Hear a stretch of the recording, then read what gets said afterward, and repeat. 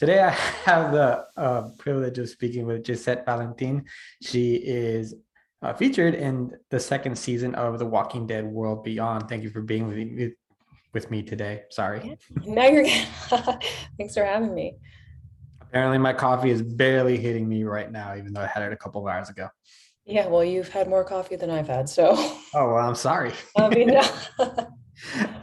So congratulations on your role. You were featured in Exit Wounds, which is one of last week's episode, if I'm not mistaken.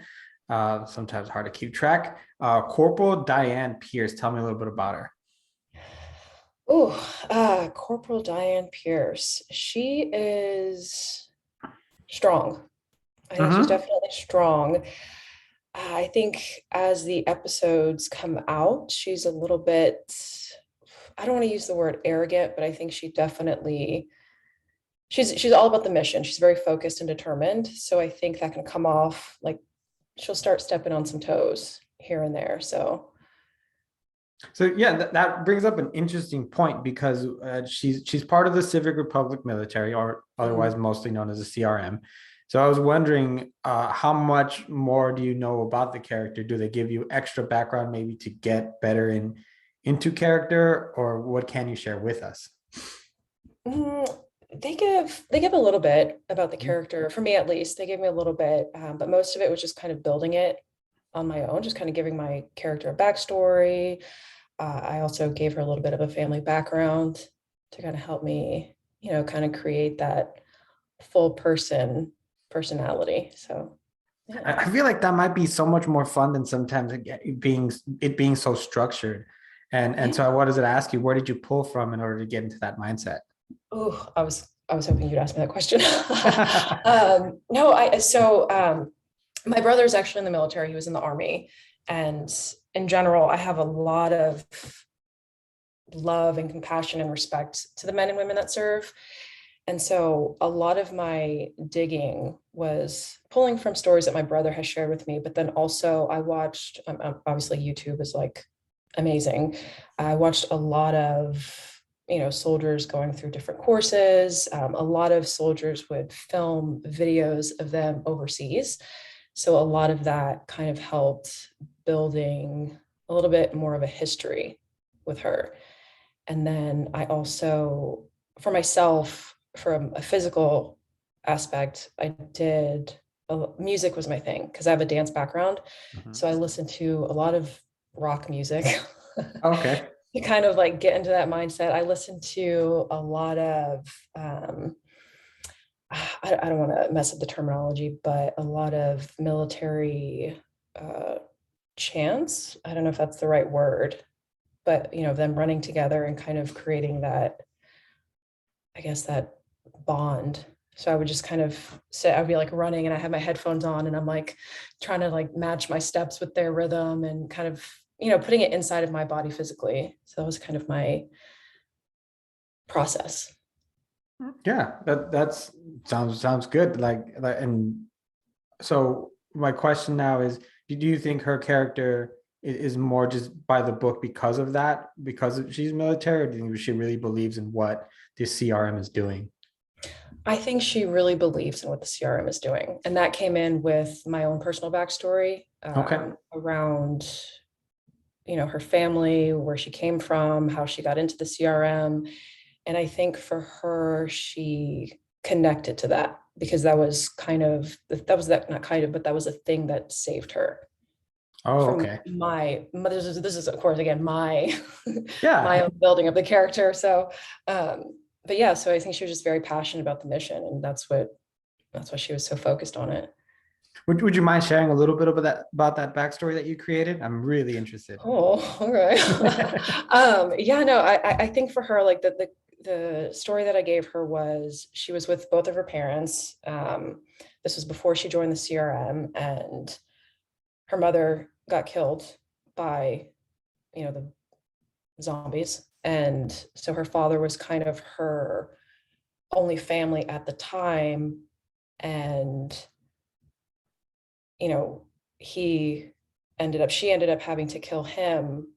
Again, this is my imagination. Mhm. She ended up having to kill him because he ended up turning And so that kind of created that rock that's inside of her that you'll kind of see as her character goes around. She's kind of like, she doesn't smile often.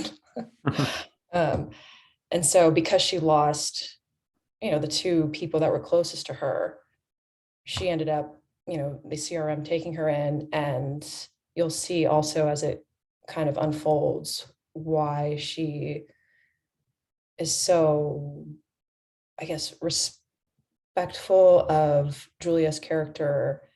And then, I don't want to give too much away of the story, Right. but you'll start to see, as for me, like why she was the way she was in certain situations because of her family background. So it's a little bit.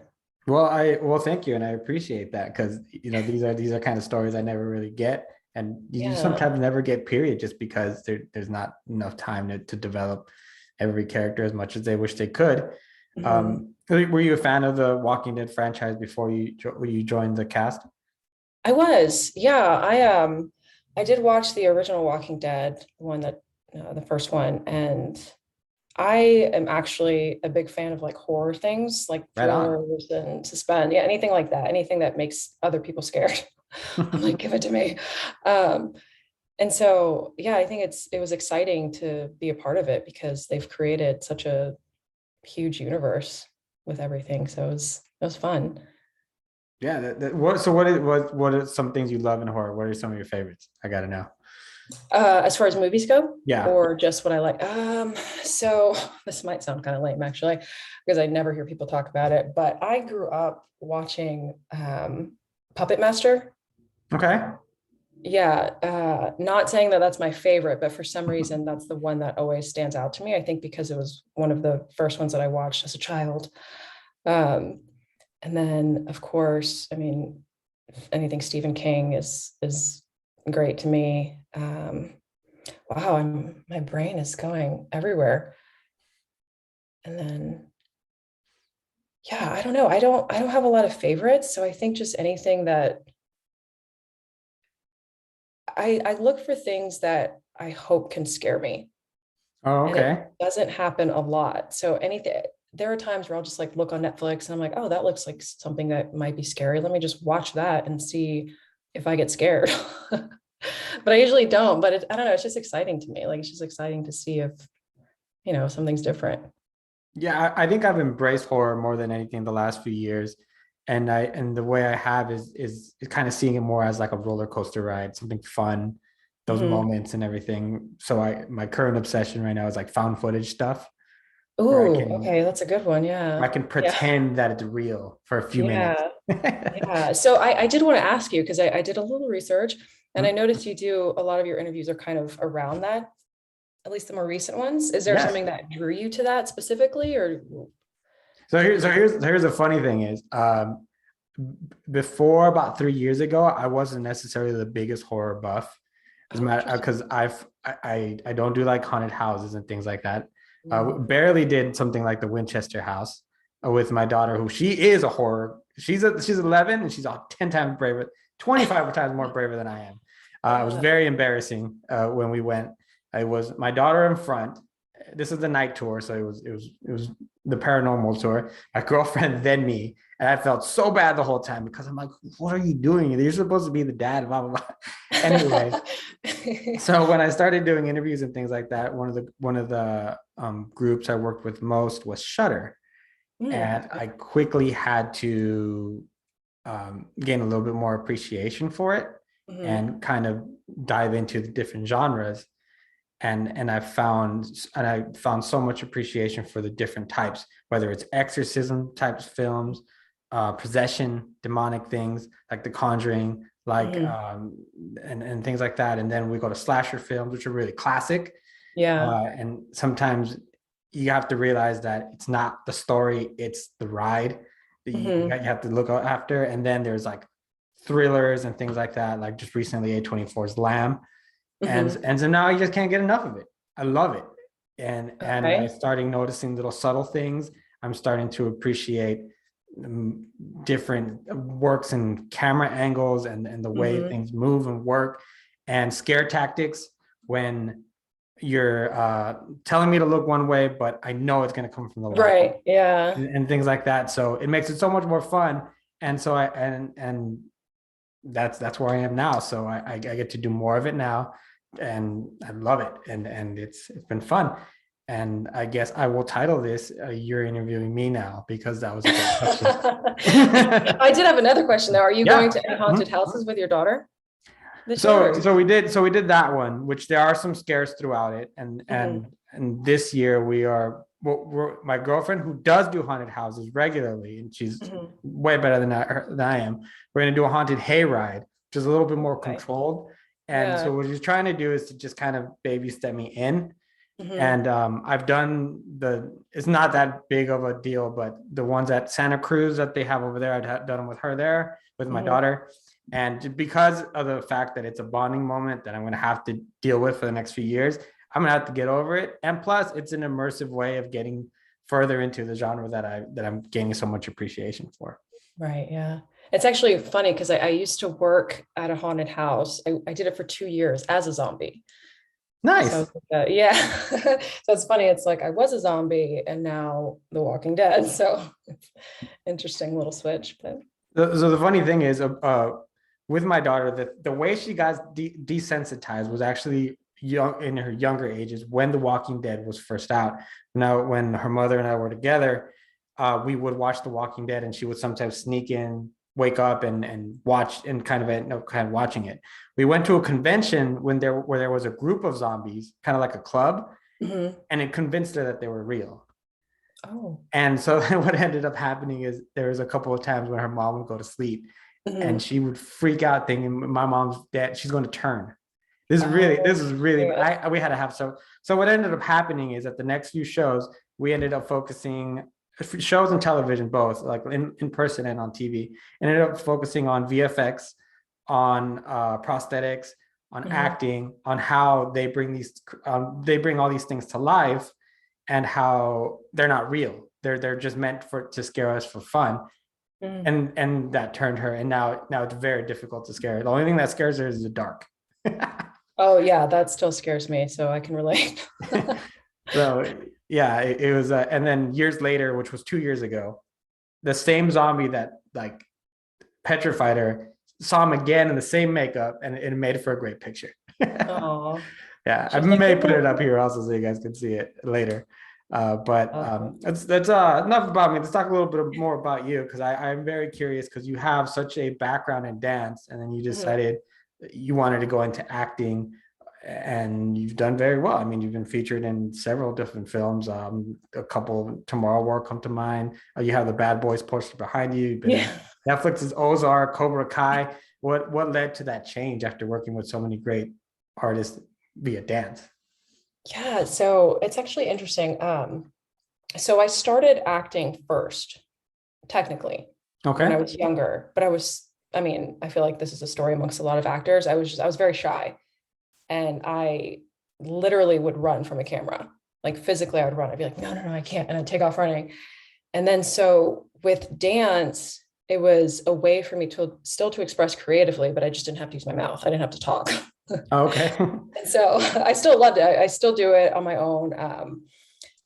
But so I did that for professionally for about 12, 13 years. And then it got to the point where I'm the kind of person where I always ask myself, what else? What else can Mm, I do? What else can I, learn? Where else can I go with what I want to do in life? And so with dance, for me personally, I felt like I got to the point where I was like, okay, I've done what satisfies me. I've done the TV, I've done the film, I've done performing with artists, I've done, small tours. Like I'm cool. Like, what else can I do? And I was auditioning here and there with acting, but it got to the point as well where I had to make a choice because I kept splitting. I was like doing 50 dance, 50 acting, like I wasn't focused on either one. And so I realized I was missing out on a lot of opportunities as well as a lot of training. And so it got to the point where I booked a big tour and I made a lot of people mad because I left. I was like, I oh, think that, yeah, because when I was there, I felt like I was checking the time a lot. And usually for me, that's like, when you're at a regular 9 to 5, you're like, oh God, when am I off? Like, when is the time for me to clock out? And so that's what I felt. And I realized that, it just wasn't for me anymore. So I made the choice to leave the dance world professionally and just focus strictly on acting. And the moment I did that, I ended up booking, I think it was Raising Dion. And then I was like, okay, this is what I'm supposed to be doing. Like, I'm happy now. Like, this is where I'm supposed to be. So I don't know if that answered your question. So there was no like specific thing that made me switch over outside of just wanting to experience something else. No, you absolutely answered my question. There's nothing wrong with wanting to bigger, better things, because what you're doing now no longer excites you, no longer fills your cup. And kudos to you for being able to find that and for making that jump. Oh, thank you. What has been your experience so far, and what are some of your favorite things about acting? Oh, my favorite thing so far with acting has just been the opposite of what I was afraid of when I was younger, is actually being able to use my voice to tell a story. And it's not even my story. It's just being able to do the research and dig deeper, like, for Corporal Diane Pierce, for example, being able to look into a different world. I was never in the military. Obviously, I'm not killing zombies regularly. So, which is a good thing.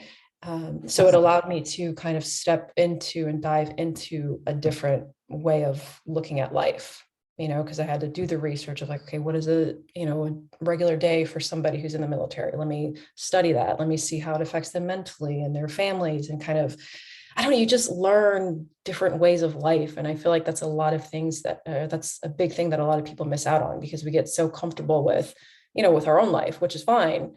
It's also beneficial, but with acting, it's like I can dig into these different stories and see what it's like to be a doctor, see what it's like to be in the military, see what it's like to be a single mother, see what it's like to be a woman who's working all the time who can't have children, just kind of just learning these different avenues. And to me, that's my favorite thing with acting. And I actually forgot your first question before that. Well, no, you did fine. That's a great answer. And I love your answer, because it's something that I feel like I don't hear enough from talent that I talk with, is that opportunity to really expand and reach out and learn about different lifestyles. Yeah. Because you have to do quite a bit of work in order to make yourself convincing that this is who she is on screen. Because if you don't, it doesn't matter how much natural talent you have, it's not going to be convincing, right? Right. And I think too, I believe in respect is a big thing for me. I think if you're going to play a character or play a job, have a specific job description, like, it's paying respect to the people that are doing that job as much as you can, obviously, because you're not living it, but, just kind of having that respect. Like, if I'm going to play somebody on the screen, I want to make sure that I'm, paying the respect to what those real people are doing the best that I can without actually living that life, obviously. But so that's a big thing. Yeah, absolutely. That everything you said right there, very true. What are some upcoming projects you have? So I am actually playing a completely different character. December 26th, TNT has a show called Claws that's coming out. I'm not sure if you're familiar with it, but it's definitely a different character than what I've played before. Okay. So I don't want to give too much away, but it was fun. So that's coming out December 26th. Great.